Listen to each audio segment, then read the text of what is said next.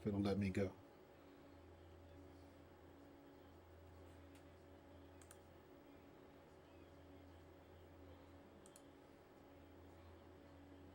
There we go.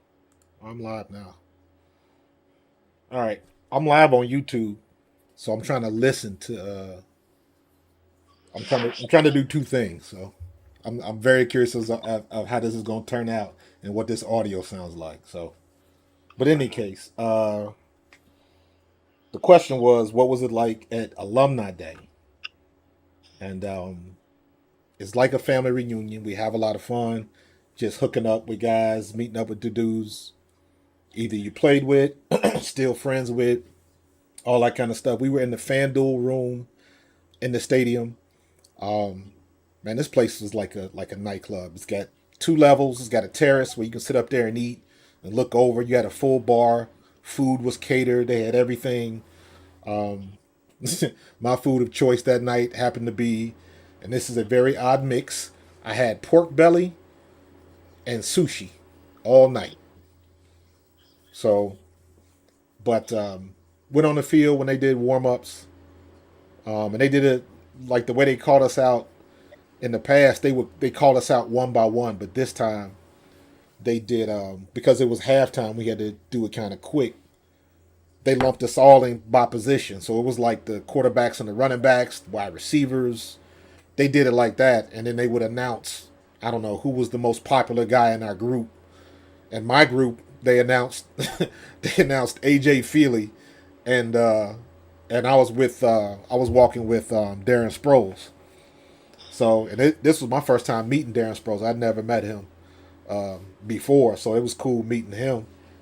We exchanged contact information. I'm trying to get him to come on my podcast, but I reached out to him. I haven't heard back from him. He said he would, but we'll see how that goes. So, but it was cool, man. It was stuff like that is always fun because it's just like it would just it would be the same as like if you went back to college and the guys that you used to play with, and you it might be 10, 15 years since you've seen each other, but the minute you in each other's presence, it's like you just saw somebody 2 weeks ago.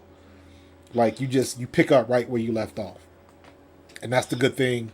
Um, like when you play on the team, man, you never really lose those relationships. They always come back into play, man, and it's like you never left. So it's always like I said, it's like a family reunion, and you catch up, see what everybody's doing.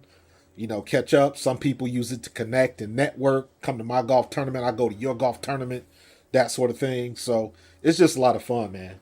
It's just a lot of fun. And Jeffrey Lurie does it up, bro. Jeffrey Lurie doesn't play. He's been very good to our alumni group. And you got to remember, I really didn't play for Lurie long. So the fact that he extends that out to other guys and people that played in other places, if you played for the Eagles for a year or 10 years, you're part of the alumni. And he's been awesome at keeping that type of attitude up. So it's been fun, man. It's been a lot of fun. Who's the oldest alumni that came? Joe Paglia was there. Okay. Um, I always find myself I'm right by Joe Paglia because I remember last time I was there we always take that big group picture, and I always got to help him up. So as far as I know, Joe Paglia was the oldest one there. There's another guy I saw. We were where were we at? Was it at the draft? It wasn't at the draft. Nah, it was. We kind of had a meet and greet after the Eagles won the Super Bowl, and they had all the alumni at the NovaCare so we could take pictures with the trophy. And I forget what the guy's name is. I got a picture of him. He's one of the few Hall of Famers for the Eagles. Older guy, and I just can't remember his name. But I got a picture of him in his gold jacket. His family was there, stuff like that. So I haven't seen Bill Berge in a while. He was usually there, and of course Harold Carmichael was there to go. So got a couple good pictures with him. I got to So get that. Pet was a part of the 1960 championship team, right? Yeah, That's crazy. yeah. That is awesome. So they still hang around, man. And the people that are still in the area, um, I consider Vince Papali a friend of mine. That's somebody when I say somebody's my friend, that means if I call them, they'll pick up the phone. That's how I see it. So Vince is somebody I will call a friend. Um, Ken Dunnick. A lot of people not familiar with Ken, but Ken played for the Eagles, but he also played on the Philadelphia Stars, the original USFL team,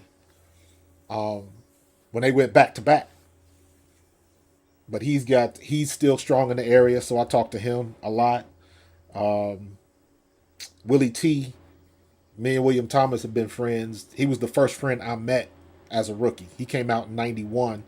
My rookie year was '93, but he was the first one when I was in camp as a rookie that me and him became like tight.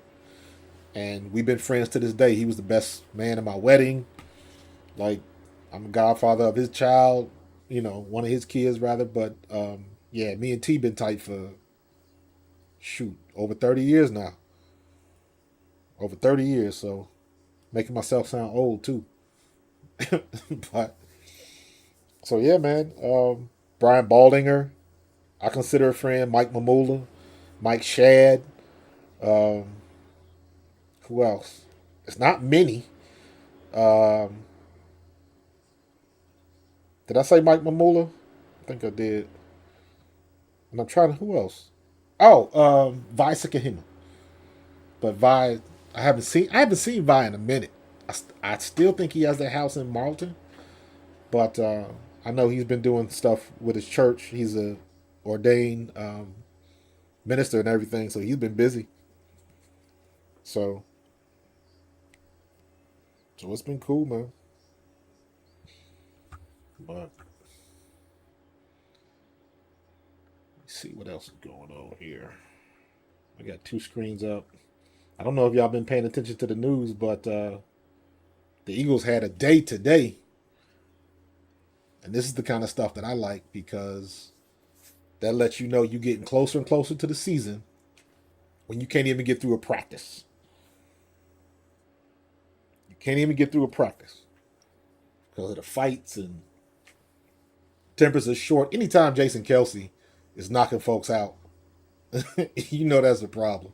You know they're getting tired of being in camp and doing what they're doing. They're ready to hit somebody else, and they just ready to get it on, get the season started with, and they should be. And just think, we only play 3 preseason games. So Cody K, what's going on, dude? All is well, bro. Appreciate you jumping in. I do these live streams. I do it very impromptu. I don't plan it. I don't put out the social media stuff like days in advance. I should do that, but once I kind of figure out the format that I want to do, I kind of want to do this thing with the Twitter listening groups because that's pretty good because I can get people that want to call in and get on the mic. Let me see. There we go. Mr. Beasy is available. Beasy, you got something to say, bro? Any questions? Nah, man, just thank you, man. I really appreciate your time. But, you know, I mean, I didn't really get to hone in on practice today because I was doing other stuff. But I'm excited. Yeah. This team is just week in and week out, just getting me more excited, more ready for the season. AJ looks great. Smitty looks great. Jalen looks great. Jalen Carter looks straight. Jordan Davis got a sack today so people can shut up about him. Yeah. Saying that they don't hear nothing about him yet. So now they can shut up. That's not a bad thing either. The one thing about Jordan Davis is going to take up space. Yeah. So he's one of those guys where I like to use the phrase, you don't have to make the play to make the play. Exactly. Because if he can command a double team, that means somebody else is getting free. Yeah. So if he's taking up two bodies, that to me that's like a defensive line blitz. Somebody got to pick him up, and if you double teaming, that means either Sweat, Milt Williams, whoever. Somebody's coming free. Somebody's getting there. Yeah. So I don't, I don't want to see him. I mean, it would be nice to see him getting to the quarterback all the time, but reality says that ain't gonna happen. But if he can keep people busy, that's the key. You can open for up sure. something for somebody else. So he might be like an unsung hero. And people, Yeah. especially in this And day and age, if they're not all world, they're an automatic bust. People still think Derek Barnett is a bust. And I'm like, yeah, he's far from that. he's not a bust. He just, He's just knuckleheaded sometimes. That's all. yeah, he's just knucklehead is the perfect word for it. So that linebacker two spot is shaking out to be some Zach Cunningham with a rotation though with Ellis. I'm thinking, Yeah. A lot of people which I think don't Zach mind. Cunningham is going to start. I think he's going to start. I just think, well, from what I've seen from time to time, he's just bad in coverage. Like he's just terrible in coverage. Yeah, we'll see. We'll see that. I haven't really went back and looked at any of his tape because he was hurt last year. Miles Jack was Yeah, the one that was playing. Cunningham was on IR all last year, so you didn't and really see much he's of him. great. So Said he's great against the run, but against the pass, he's like a cone out there. But the thing is, he's like 6'4", 6'5". yeah, he a So big body. He a big body.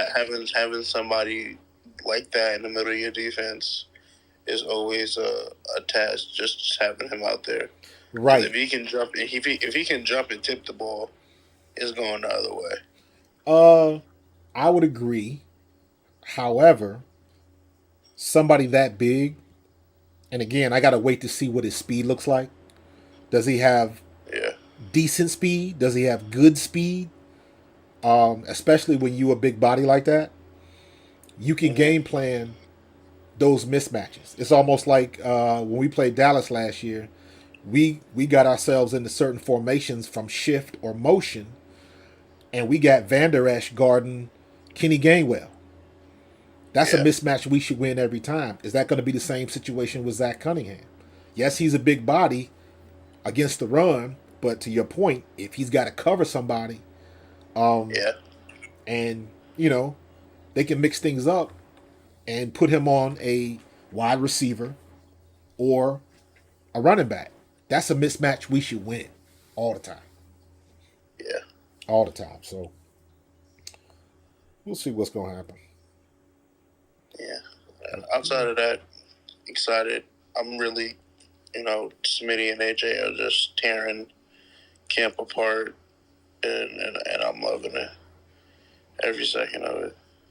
Yeah, man, I'm excited, and I'm like I'm ready to go.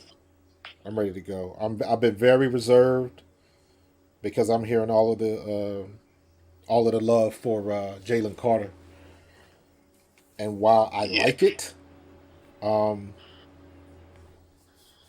I have reserved judgment, reserved enthusiasm because I want to see. You got to see what he's going to do against starters. That's the key. yeah. So, I um, mean, most of the news that I'm hearing is that he's doing it against starters in practice, but then again, once again, it's practice. right. It's always different in game. Adjustments will be made. So, I mean, it'll be great to see. From what we hear, he's going to be spectacular, but we don't know until we play the Patriots week one. Facts. So we'll see. I mean, we almost there now. So Hey, we are 2 weeks. the hard part is almost over, man. Now we gonna have that gap. Cause isn't it like almost a week and a half where nothing happens? Or I gotta look at the schedule. The way they got this stuff now with you got 8 million networks broadcasting it. I don't know who's playing and who's not, but it's about ready to get on and popping, and I'm all about it. I can't wait. Cannot wait. Let me see who's up next. I got DC. Let me see what DC. DC, can you hear me? Yes, sir. Yes, What sir. I can hear you. what's going on? You on the mic, man? What's good? Yeah, man. I was just wondering, what team you feel like I gotta pay attention to in the division? Just curious.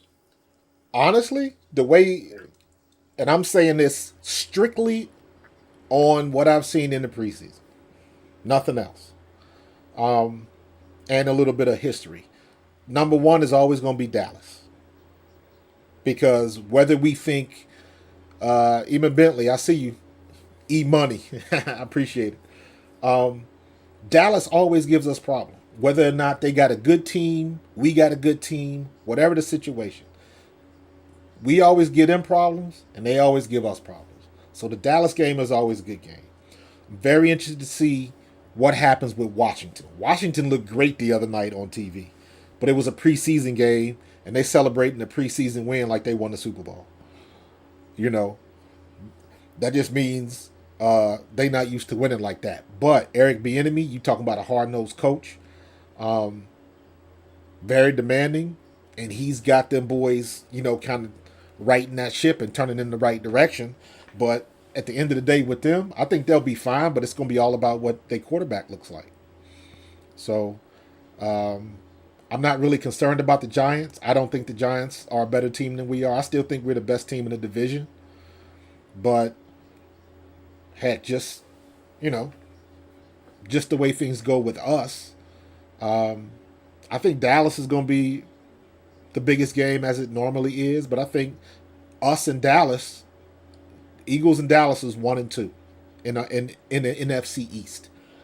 Now, I'm keeping an eye on what's going on down there in Atlanta because that Bijan Robinson, I believe, is going to be a problem. Yeah, but they got that tight end. They got B.J. Robinson, but then they got the good tight end, buddy. I forgot his name, but Kyle Pitts. Yeah, but they don't have they don't got no solid foundation as a quarterback over there though. I agree. Well, Desmond Ridder is looking good. And then they got Heineke from the Commanders. So really, that shit ain't. Excuse me, but ain't really. I don't know. Ain't really solid. I'm just saying if it go against But they drafted Cowboy defense or Eagles defense type of thing, man, they going. You know what I mean? Well, I'm not disagreeing with you because are they one of the better teams in our division in the NFC? Not really. They got some growing to do. And I am saying that right. Desmond Ridder, right? He's going to be. I know Heineke's down there, but he's not starting. Desmond Ridder's going to start. So they're kind of up in the air, and they're on the way up. And I say that because they have Bijan Robinson, and I think a lot of people, and I'm guilty of this because I did not realize, or maybe I know I saw it when I watched them at the combine and all the workouts when all of that stuff was going on, but I guess I just forgot how big Bijan Robinson was. He's a big body, and he's the ultimate hybrid right now. He's the ultimate hybrid. Everybody wants that big back that can be a receiver / running back. Everybody wants a new version of Debo. And now, it's funny we were saying that after all of that stuff about him not wanting to be a running back, this, that, and the other. Whoever his agent is needs to get a raise because he saw this coming with this whole contract situation with the running backs. Debo's representation, they all need raises because they got ahead of this. They got way ahead of this, and nobody knew what was going on, and now it makes more sense. But having said all of that, Bijan, I think he's going to be fun to watch. And to your point, how good they're going to be, I don't know. I don't like to pass judgment on anybody, Eagles included, until we played at least 3 games. I don't like to really form an opinion on the Eagles until we go into week 4. Because at least you get 3 games on tape. But do you think you say about the running back from the Falcons, but dude, I don't even know. I'm not a Falcons fan, but the Falcons ain't got no identity on defense either, though. Not really. I'm saying that strictly from the outside looking in, and I want to see Bijan Robinson play. Now, whatever else they got down there, they're going to have probably some issues because nobody's paying them no attention. So they got some ground to make up. But you never know. Am I concerned about them? Not really. Because I think, once again, our defense is going to be tops in the league. I don't think we're going to reach all of those sacks like we did last year, but our defense is good. And I think I am hoping Jalen Carter plays as expected. I hope Jordan Davis plays as expected and Nakobe Dean plays as expected. If we get three I guys that live up to their potential, we are golden. And let's not forget Nolan Smith. I think So out of the NFC South, I think it's going to be a toss up with either the Saints or the Titans coming out. I mean, oh yeah, I forgot about the Jags too. Dang, yeah. yeah, and you know what? Not for nothing, man. Doug Peterson got them boys together.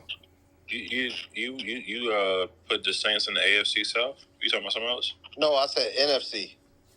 Oh, you said the Saints and then you said the Jaguars. Or no, you said the Titans. My bad. Yeah, we going everywhere. We going everywhere across the league. It's all Yeah. good.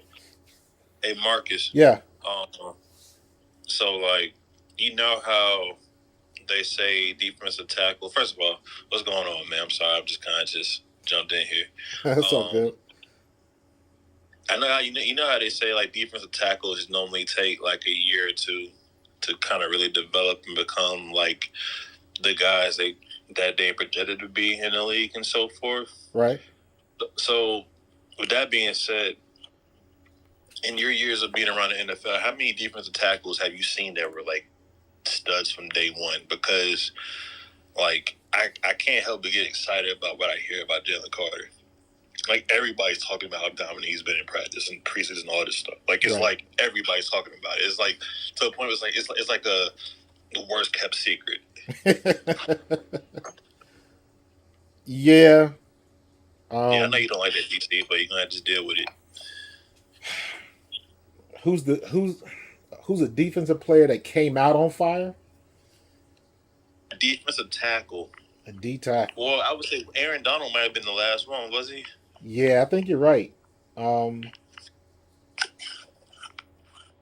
Hutchinson played pretty good last year, but he was an end. But he's a DN. Yeah. I'm talking about defensive tackles in particular because they're the ones that people say like they take a year to develop. Like a lot of people were like hard on Jordan Davis for like not really having a whole lot of stats last year. Yeah, but he got hurt. He got hurt, but then we also saw the games the early part of the year. We knew he was making an impact when he was in the game against them, right? Like it was early and apparent. Like it was like we were averaging like 2.5 yards average allowed per rush when he was in the game, as opposed to it was like 5. It was like over 5 when he wasn't in the game.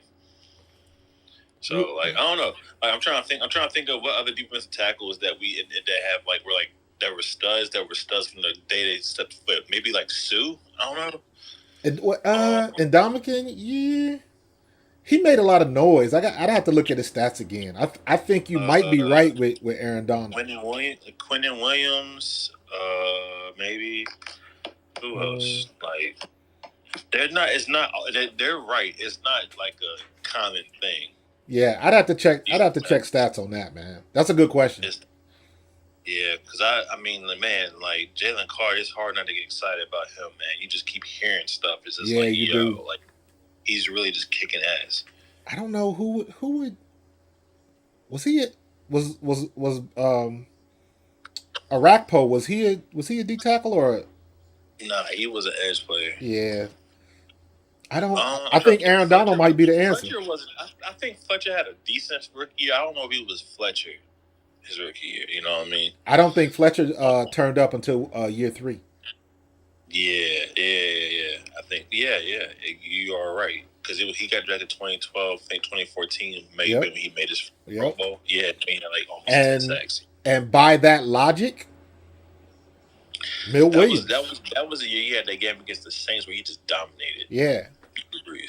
I mean, if you go by that same logic, I think Milt Williams is gonna go nuts. Who? Milt Williams. Ben Williams? Who's that? I don't Milt. watch college football. Milt Williams.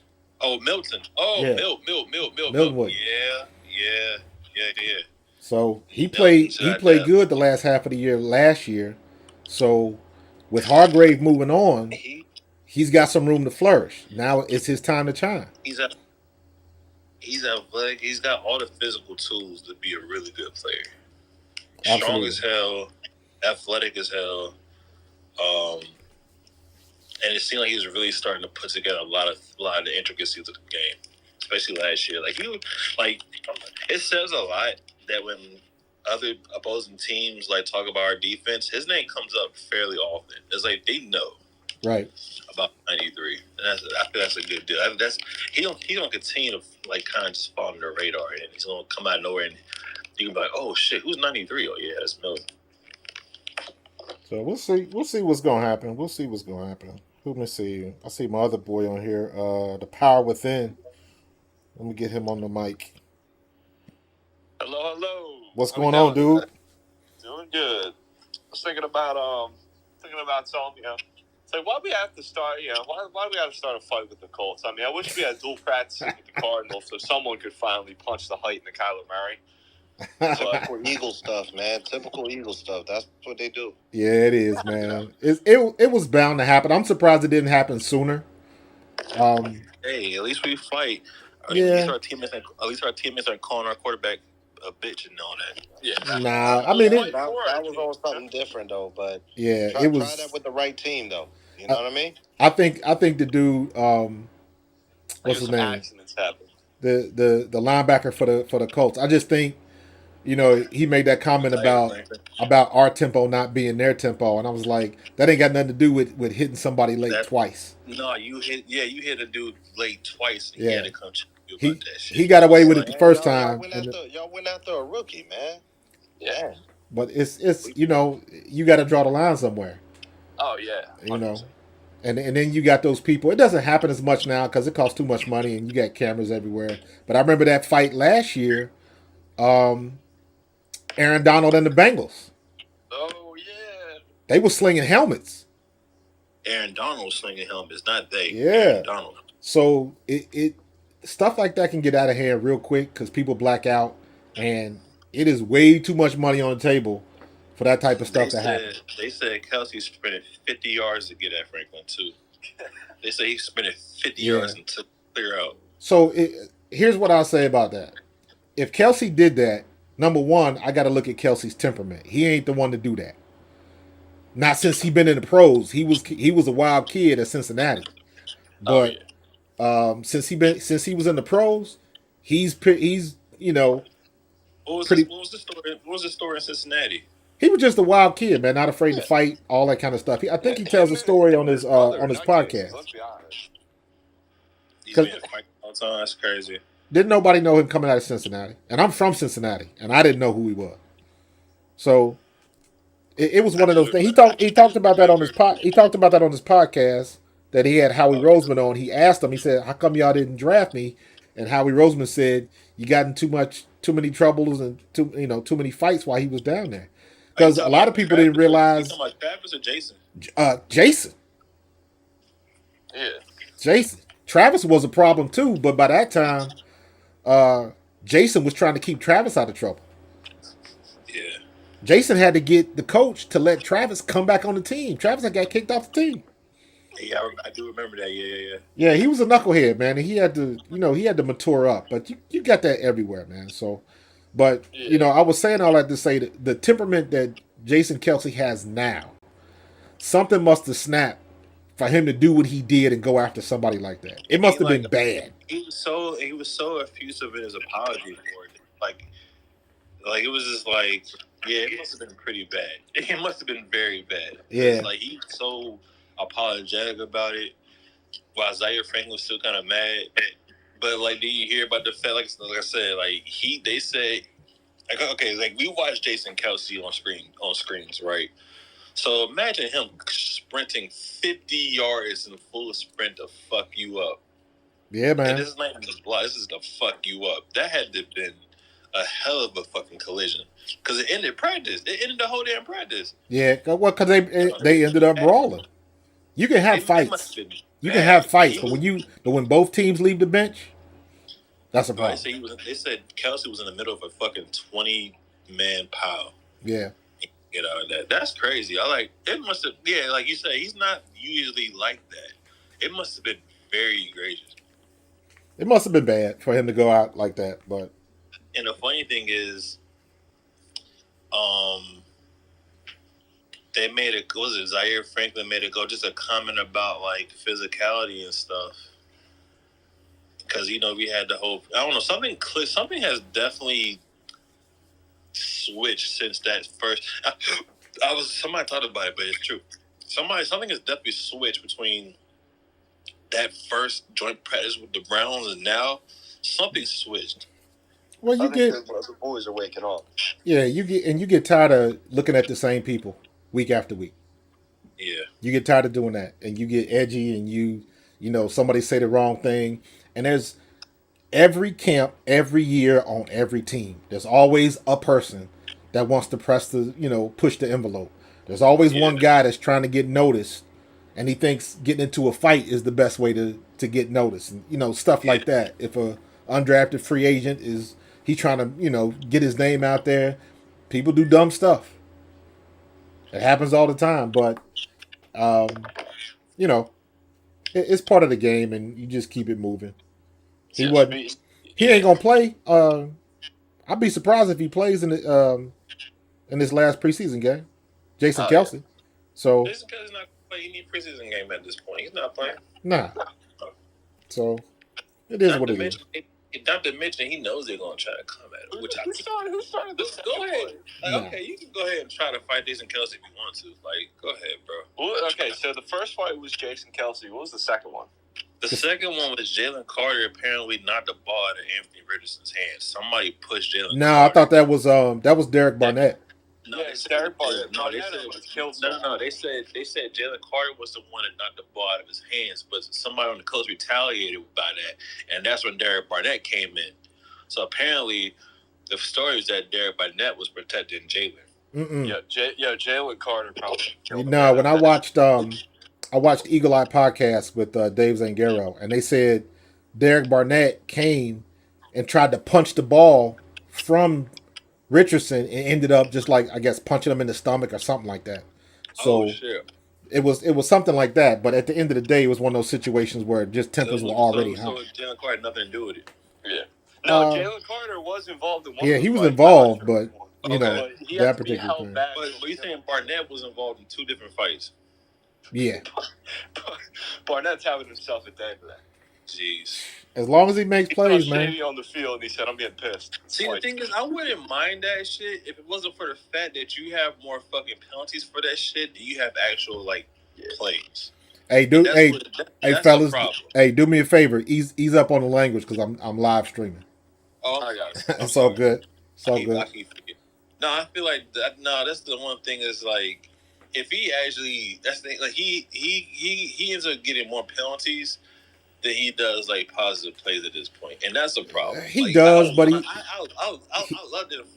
He's also a victim. He's also a victim of that soundbite.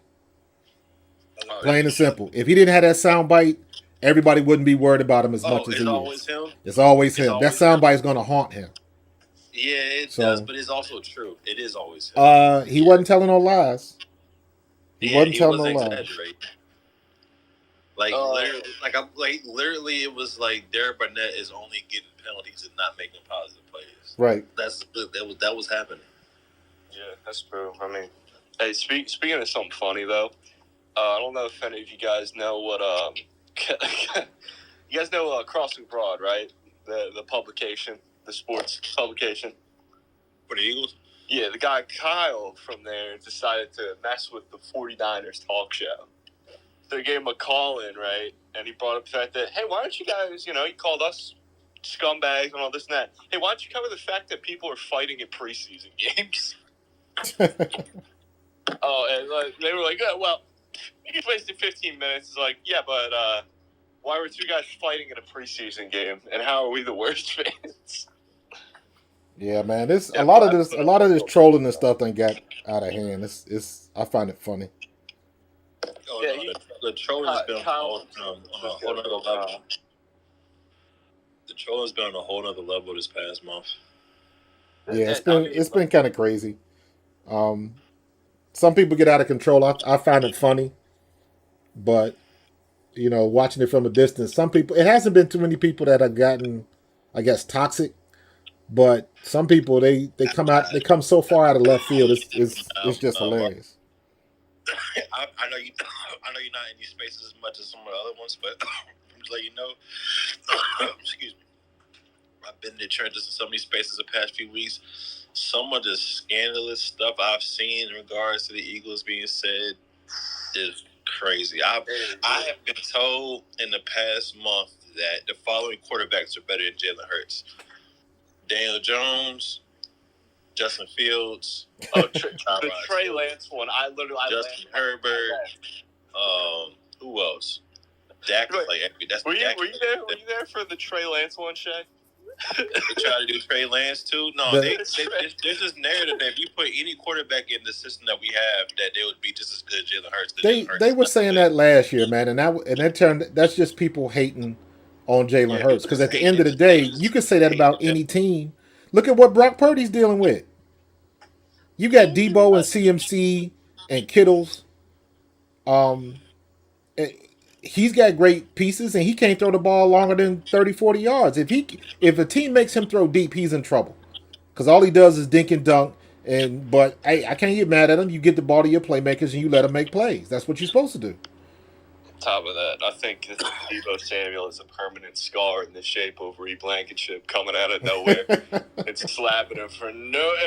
That man was going to run out of bounds. Though if you looked at the play, he was ready to run out of bounds for a chance that they had something. And just out of nowhere, Mr. Vanilla Nice himself hits him with full strength. You said Vanilla Nice, man. You funny. Vanilla, I have a bunch of names for him. The Mayonnaise Mr. Ghost. Read the Battleship Blankenship. Reed Blankenship. Everybody keeps calling him Ed Reed Blankenship. Oh, that's a good one. I like that one.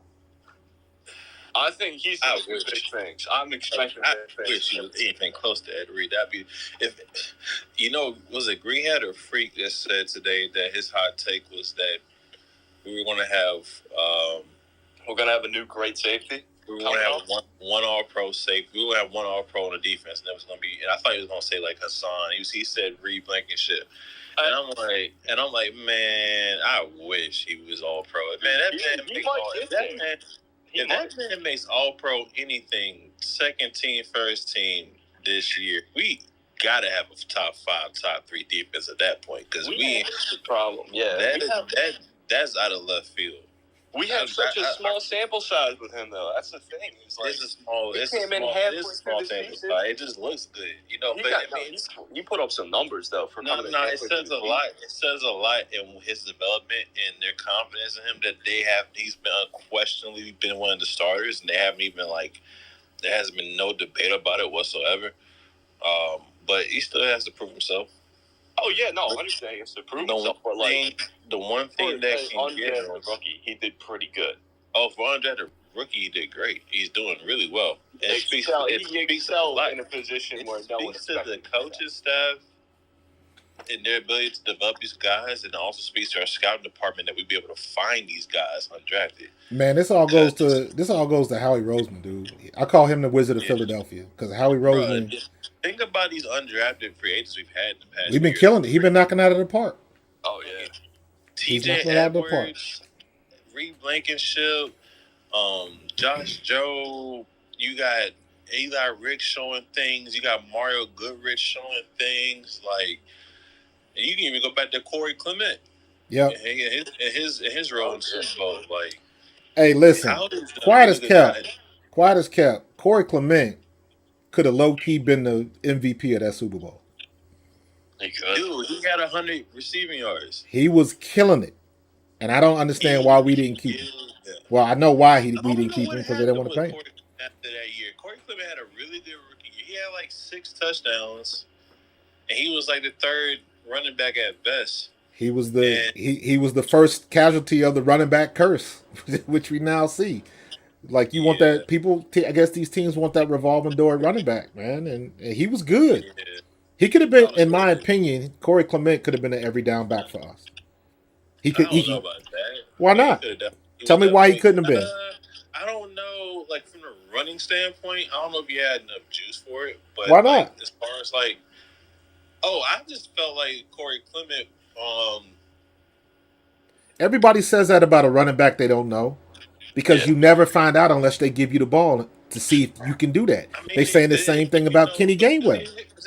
Here's the thing, though. Here's my pushback about that. So, like, Corey Clifton had a pretty prominent role throughout that year, right? And yet, despite the fact he was in that rotation, they still felt like they had to bring Ajayi. You know what I mean? Yeah, but So, like, but people before they had Jay Ajayi, people said the same thing about Jay Ajayi. You get at the end of the day, if you want to prove that Kenny Gainwell can be a every down back, give him the ball every down and see what he does. Jay Ajayi's defense, he just had a year where he had like a couple. It was like 2 games. He had 200 rushing yards. He had that whole breakout like half season. Right, So, but before he got to that point, I'm positive there were doubters on him as well. My point is simply this: you never know what you got until you feed the beast. I see what you were saying. I never thought that he was. I don't know. He wasn't quite. Maybe he just wasn't quite fast enough for my taste to be like the lead back. But as far as like a change of pace back, absolutely, because he could do a lot of things. My bad. You got DT got his hand up. Yeah, we got a Commanders fan in here. He got his left hand up. Soon to be. I'm thinking they might change the name back. I don't know about you, DT. What do you feel on that? A lot of people have been pressing that issue. They're not changing that. In my opinion, I don't think they're gonna change the name back. All the hell they caught for having it, they're not gonna come back. Yeah, like here's the thing though. The problem was all the hell was coming from the wrong groups of people, and the people didn't really care. You looked at like if you look at who's focusing on that petition now, it's like, oh, all right. But the thing about that is like they've been had a petition to get rid of the name for like years. The main push was they were losing sponsors. And now we see with Josh Harris, they're getting those sponsors back because it was Dan Snyder. So now you're trying to get a petition. You guys got rid of the biggest demon in football. Not like a good player, not like anything. No, just that guy was the biggest turd in all of football history. I can't think of anyone that's a bigger scumbag than Dan Snyder. Yeah, no question. But I had a question because Sure. y'all were talking about Gainwell. So I was like, when y'all made the trade for Swift, I was like, that's a dope trade. But I was like, I feel like Gainwell can be an every down player. So y'all feel like his role gonna be kind of diminished. I have the same thoughts about Kenny Gainwell. Kenny Gainwell has never let the team he played for down. If you want to go back to Memphis and look at the people You talking about the same thoughts you had about Corey Clement? No, Corey Clement too, but I've said this about Gainwell right after we signed Swift. I was like, Gainwell should be running back number 1. But you never know that. People don't want to run with that because they haven't seen it yet. And I'm like, he's not big enough, he's not this, that, or the other. It's like, listen, they said the same thing when he was at Memphis and Tony Pollard was coming up his back. He didn't get off the field. Every time you get that kid a chance and put the ball in his hands, he produces.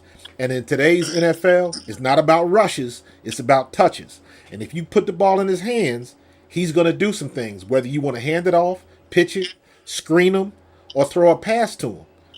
He's got that type of talent, but for whatever reason, he's always behind somebody. The same way, look at I'm a big fan of Trey Sermons. How come Trey Sermons hasn't finally gotten that look? And when he finally got in the preseason game, you give him a little run and see what you can do. It hurts my feelings as a running back to see what they do in my position, and then you finally get a kid that you give him the ball, you got to feed him. A running back's just not going to get one play and just make everything happen in one play. You got to get the feel of the game. You do need at least 3 to 5 carries to really figure out where you at and how you feeling, and seeing what the defense is going to do. So when he finally got warmed up, had some carries, had some snaps, then you get that one play where you break it, and that's how you make a squad, or that's how you raise some eyebrows. But in today's NFL, they just don't do that. There was no reason whatsoever we didn't throw the ball or screen to Kenny Gainwell last year. No reason.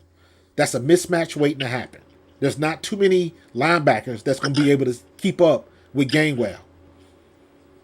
And we didn't utilize it. And it didn't make sense. But also, we were the same offense. We were so happy because of what Jalen Hurts was doing, and rightfully so. But Then you have games like Chicago. I keep beating that dead horse because as a running back, you do not put your quarterback in harm's way when it's almost 0 degree wind chill factor and the ground is hard as hell and you run your quarterback 17 times. Give the ball to the men you pay to run the ball. That game plan was weird as hell. That was horrible. It was weird. I don't know why they did that. Nah, Like, and for as much they went against like common logic. for as many accolades as Shane Steichen gets, and he deserves them, there's Yeah. also like, dude, how come we had so many times in our offense where we would run that trips left or trips right wide receiver screen and everybody and their mama knew it was coming? Knew it was coming. And it seemed like though we would always run that play if we couldn't figure out what to run. Why were there no hot routes? No hot routes, no screens. Why? It makes no sense. There were screens. They just weren't running back screens. They did tight end screens. They did wide receiver screens, bubble screens to depth. Right, but screens didn't do it. we got a small back. We got Kenny Gainwell and we got Boston Scott. You got people that you can hide behind that offensive line. Why don't you use it? Well, they don't have an excuse this year because now you got DeAndre Swift. You got to None. run the fuck. You get None. I'm sorry. I ain't You gotta gonna run lie. that screen. I ain't gonna lie. I'm actually excited to see Brian Johnson as y'all OC. I want to see too.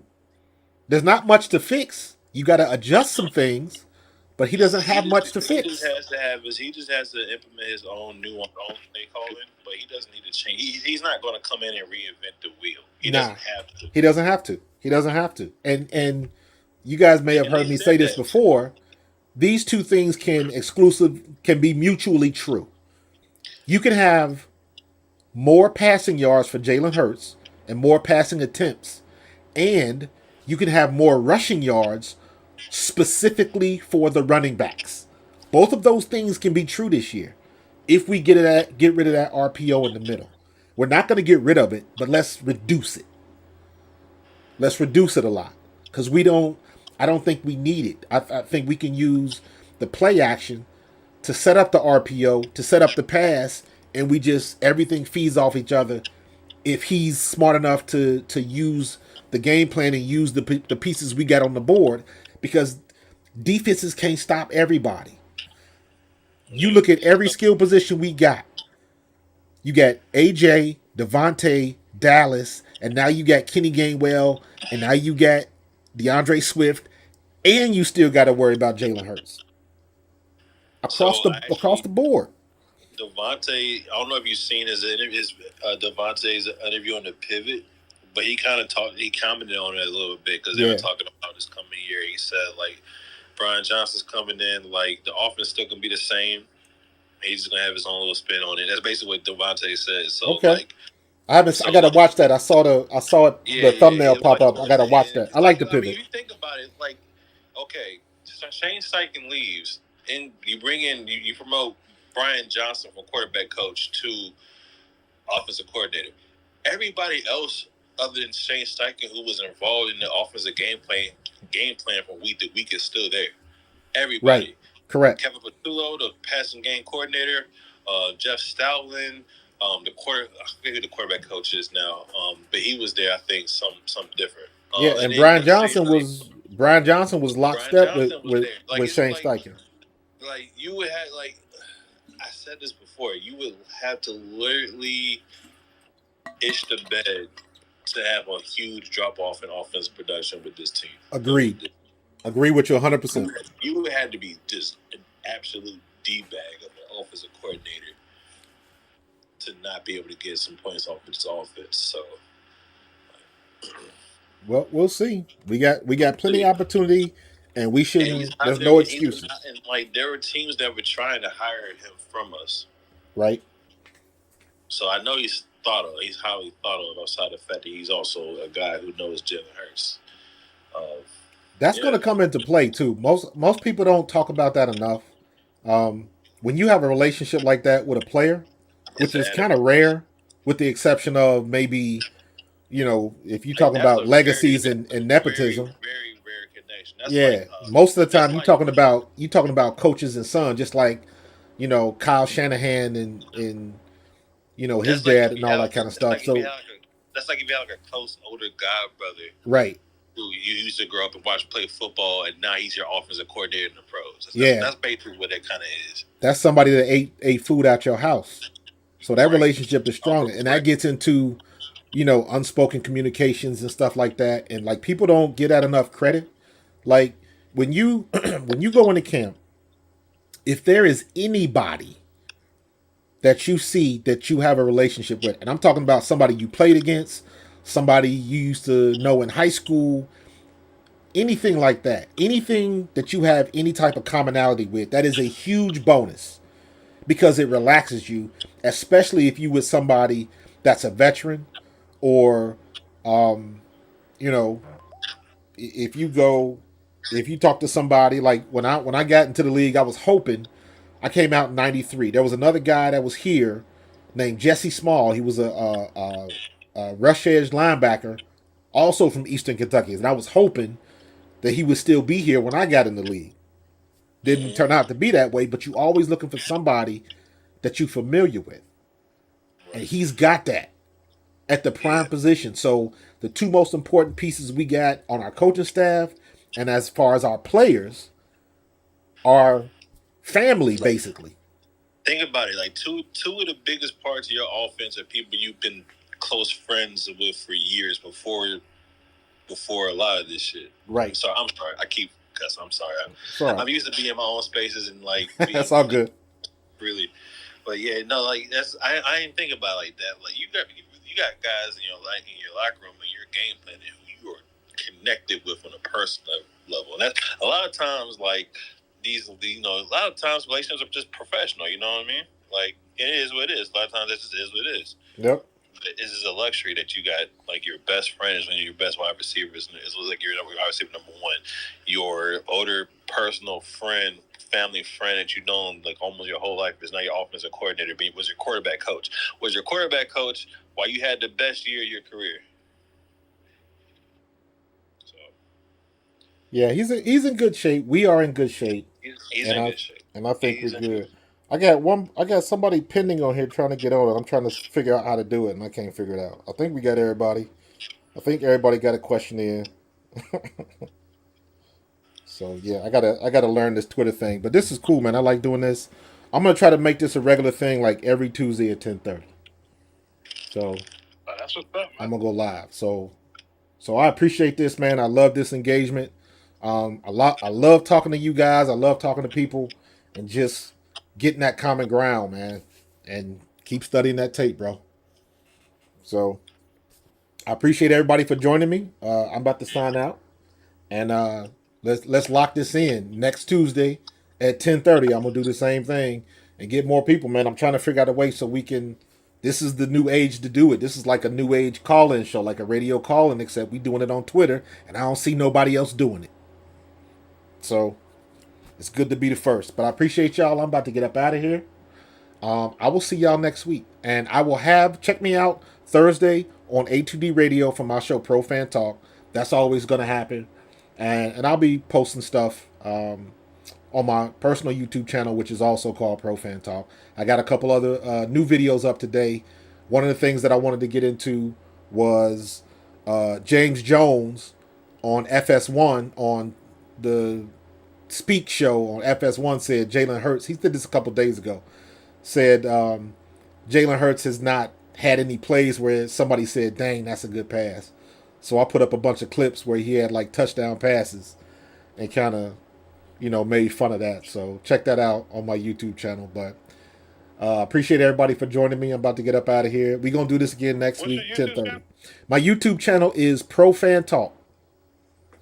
Pro Fan Talk. Pro Fan Talk. I'm a Commanders fan, but I like, listening to former players and stuff. Y'all played the game. Absolutely, man. I appreciate it. And listen, I'll talk to Commanders fans. Just, keep it civil. We can do it. We can talk football. It's all good. It's all good. All right. I'm going to see y'all next week. I appreciate you. Spread the word. And let's have more listeners on here. And I'm going to figure out how to do this better. Every week I'm learning. I'm out. I'll talk to you guys later, man. I appreciate you. All right, man. Peace. All right. All right, that was it. That was cool. So that was my first call-in show. I don't know how many people I got on the stream. I got to check the analytics. But that was fun. I'm gonna do this again next week, and we're gonna keep making it happen. All right. Talk to you later. Peace.